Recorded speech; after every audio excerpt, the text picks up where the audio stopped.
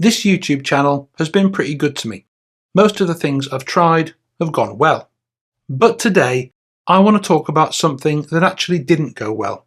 A mission that failed abysmally. One of the dreams I set out to achieve here that ended up falling flat on its back and dying. I had grown up watching Oasis, my generation's Beatles, who dominated youth culture, changed the country, and changed the course of my young teenage life. However, for reasons I didn't understand at the time, it looked like all the madness, chaos, glory and romance of the rock and roll phenomenon was all but fizzled out. And so, having a newly growing channel, I decided to use this space to promote new up-and-coming indie rock bands. I called it Take Back the Charts, and you can still see little references to that in some of the earliest videos on this channel from back in the day. The mission was simple, to try and get indie rock bands back into the charts and back into the mainstream where they belong. As the channel grew, I began actually meeting key people behind the scenes. I met producers, managers, record company execs, the whole lot. And as I started to put the jigsaw pieces of the industry together, as I began to realise what was going on and how it worked, at a certain point I had to make the decision to just quietly stop, to step back and go, this is absolutely hopeless. But before that point, I'd started putting a funded business plan together.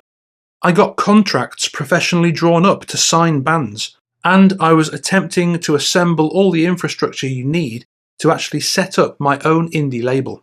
But eventually there came a moment when the picture kind of came into focus and I realised why all the big players had stopped signing up-and-coming bands.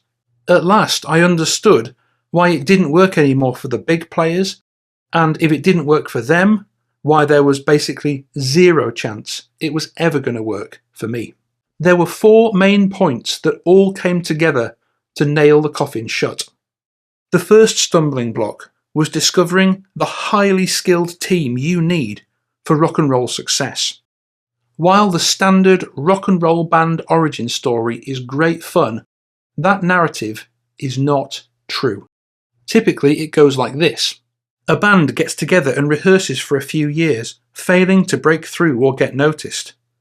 Then, all of a sudden, they have their breakthrough moment, which is often writing a song that they just know is going to be a hit. And then, on the strength of their music alone, they get discovered, signed, and have an explosive ascent to the top. That rags to riches story is always a lie. That hysteria, that hype that would propel a new band to the top, was always generated by a genius management team behind the scenes. Every single time. You can take any great British band from any generation, the Beatles, The Who, Zeppelin, Queen, the Pistols, Oasis, Coldplay, Arctic Monkeys, any of them. And while all those bands do have great music, the official story was always put out there that they were just chosen by the people. Their music just had that spark, it just had the magic, and the people did the rest. Romantic, but totally untrue. I'm never gonna go anywhere without a hit song. Dude, I would sell my soul for a hit song. Literally every single one of the great British bands from the 1960s onwards did not hit the heights on the power of their music alone, and neither will you. They all had a team of visionaries behind them, constantly managing their public image, putting out fires, controlling the story, and basically promoting them at every given opportunity. If you want to replicate what they did back then, today, you need all those things too, more than ever. Any band or musician does, but most of them today have absolutely no chance of accessing a highly skilled team like that because of one simple word: money. And that's the second nail in the coffin, the vast amount of money needed for rock and roll success. The management team costs money, and lots of it. Everyone needs to be paid, and if you want the best, which you will need if you want to get to the top, they need to be paid well. So where's that money coming from? When I was young, I used to think simplistic ideas like, oh, that just comes from the record company. But money given from a label to a band has always only ever been a loan. Money advanced to the bands that they then have to pay back in full later. Record labels have never just given away money to bands for free, ever. That's just another myth. Now, before the arrival of the internet and music streaming, they would regularly take the gamble on signing a promising new band. Because if a band did blow up and become a phenomenon, they sold so many CDs, tapes and records that everyone tended to become obscenely rich. In other words, if just one gamble paid off, they would end up swimming in money. Today, that system is broken, however. Logically, that simply can't happen in the same way anymore, because music is now, more or less, free. So how on earth is a band supposed to get the money to pay this top quality team? Now everything's free on streaming sites, there's no money coming in to pay the PR team, the manager, the tour manager, the label boss, the talent scout. And streaming is notoriously badly paid unless you are already at the top. But that is still not all. It costs tens of thousands of pounds to make a pro quality album, which still, nonetheless, then goes on to Spotify or Apple Music for free. If you want it to sound pro, typically it needs recording in a good studio. So how's the studio time getting paid for? How's the producer getting paid? What about the mastering engineer? What about the mixing engineer? What about the manufacturing costs? Where's the money coming from? For new bands today, or even mid-range bands today, the only real way of generating income now is live. You get a bit from merch, but really, it's live. But if you're a new band, to get big enough to actually be able to earn your living from playing live, you first have to go out and lose money. For a band to get big enough to have even a shot at earning proper money, first they need to tour and build up their fan base. So before they've built up that fan base, where's the money coming from to book the venues? Where's the money coming from for the van, for the petrol, for the hotel rooms, for the food and drink for the band and the crew? Where's it coming from? And where's it going to keep coming from to keep the band going for the probably several years it will take to build up that fan base? Many already very famous artists regularly talk about how they actually lose money on their sold-out tours.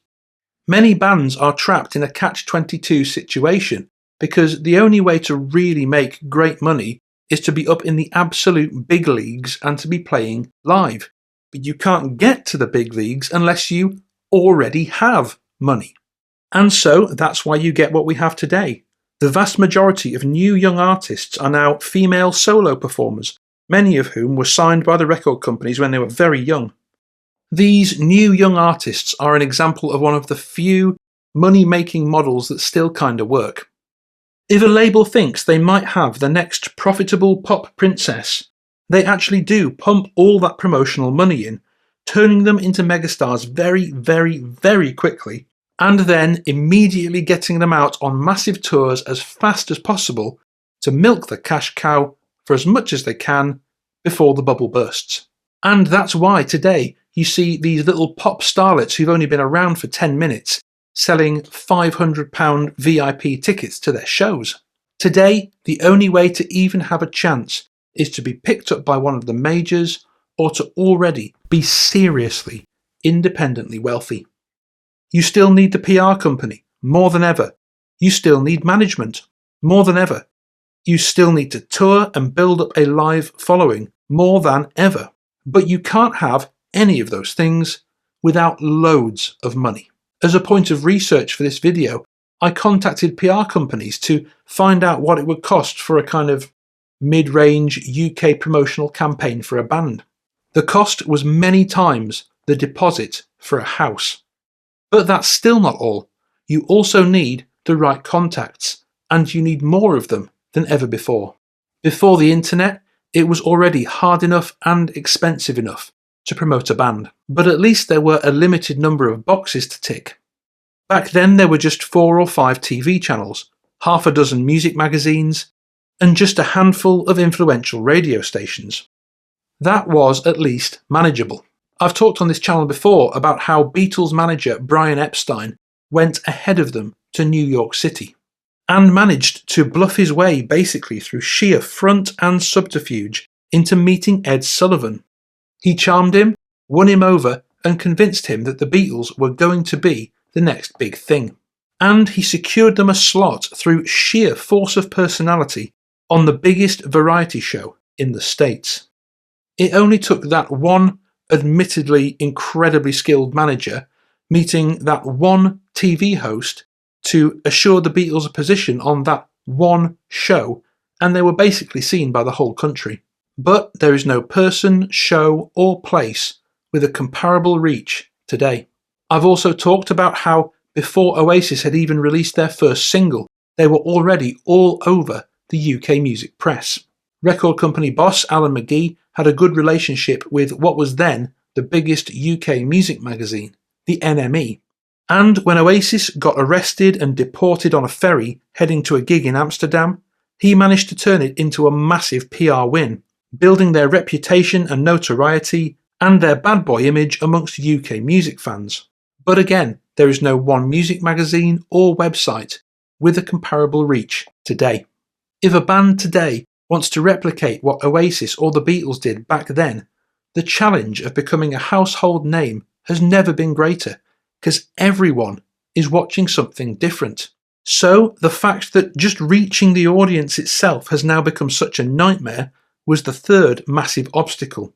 But the fourth one really was the final nail in the coffin for me. Even if you had the team, the money, the contacts, you would still, last of all, come up against the biggest battle, the total disinterest of the general public. In the 1990s, hearing new music was a thrill. Good music was scarce and valuable. It cost money, and we would seek it out, recording the radio on cassette tapes, and jealously guarding our precious CD collections. But today, that's been completely turned on its head. Today, people are buried under a deluge of artists and bands pleading for their attention. And people asking, "Listen to my demo, come see my band," are now viewed as pests, as a nuisance. And once again, the problem is streaming. People already have access to all the great music that's ever been made in the world ever for free. So you're effectively standing on a beach trying to sell sand. Everyone already has all they need for free. And really, point 4 was the one that hit home the most for me. When that became real to me, I basically realised that, wow, no matter how I rearrange this picture, this is nothing but a money pit. And when the true scope of reality dawned on me of just how impossible it is for really good, aspiring, unsigned bands, I didn't actually know what to do. As if to reinforce the fact that the public are disinterested, any time on my channel I did a video on a new band, it always did the worst. Sometimes I would literally lose money by making those videos. My viewers were voting with their views and their clicks. They were voting down new stuff and voting up band histories, goofy, kooky conspiracy stuff, and mystery videos. They were literally saying, "Give us more of that and less of that." I think a lot of people believe that with a channel as big as mine, I could launch thousands of bands, but that is another myth. It's simply not true. I've tried. It doesn't work. And that really was the final nail in the coffin for me. The realisation that people out there, it's not that they're just not looking for new music. They're not just neutral. They're actually actively resistant to it. So, something like 3 or 4 years ago, I sat back in my chair and all of those 4 points kind of came together. And I realised that the mission was doomed. Unless I wanted to bankrupt myself and not have a roof over my head, this was mission impossible. And so then I had to decide what to do about that.